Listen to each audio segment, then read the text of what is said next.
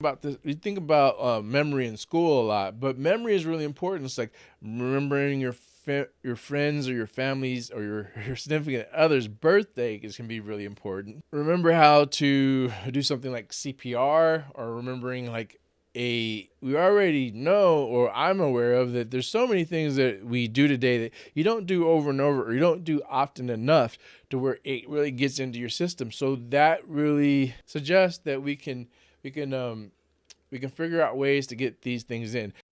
Now, when I talk about learning and how it's affecting learning, is like a lot of people think that we learn in a certain way and it's going to help us be able to retain more information and be able to do well on our tests, get good grades in school. When you actually look at the science, it actually doesn't support a lot of what we actually tend to do.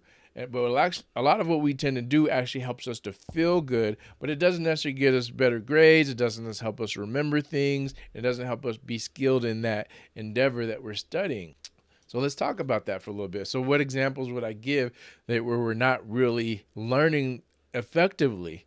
Well, I've learned, I've studied, I've read books on, is we think that if we look rote memory is basically, we think that if we look at something over and over again, it's going to stick and we're going to learn that and we're going to be able to use that effectively.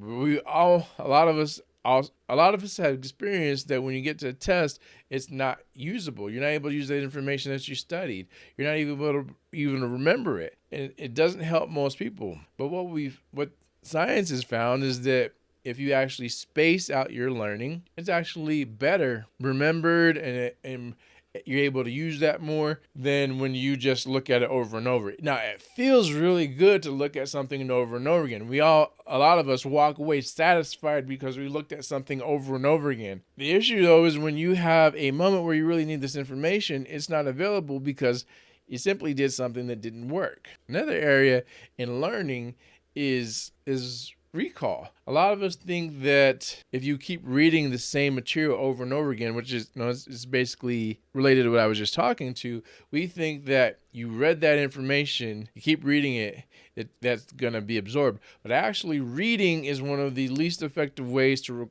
remember something.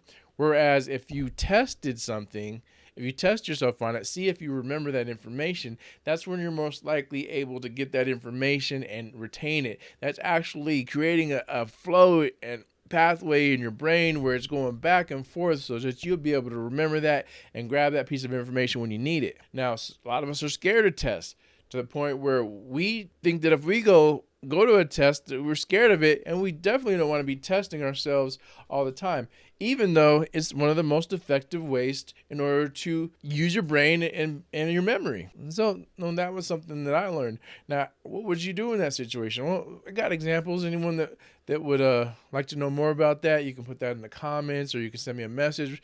We could discuss that.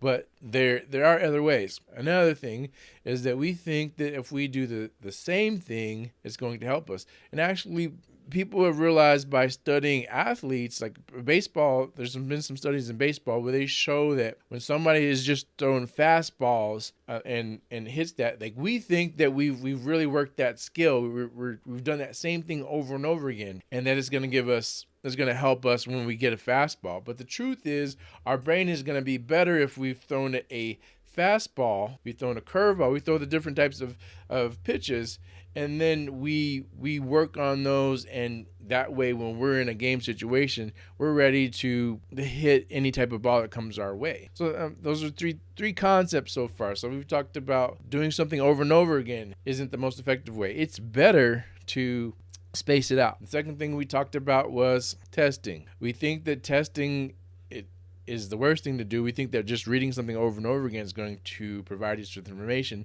when science actually tells us that if you test yourself on the information, you actually recall that by putting yourself in a testing situation, you're more likely to remember it. And then third, I was just mentioned that spacing things out so that you're prepared for whatever comes your way is a better way to go about it. So those are some things I wanted to share about learning right now.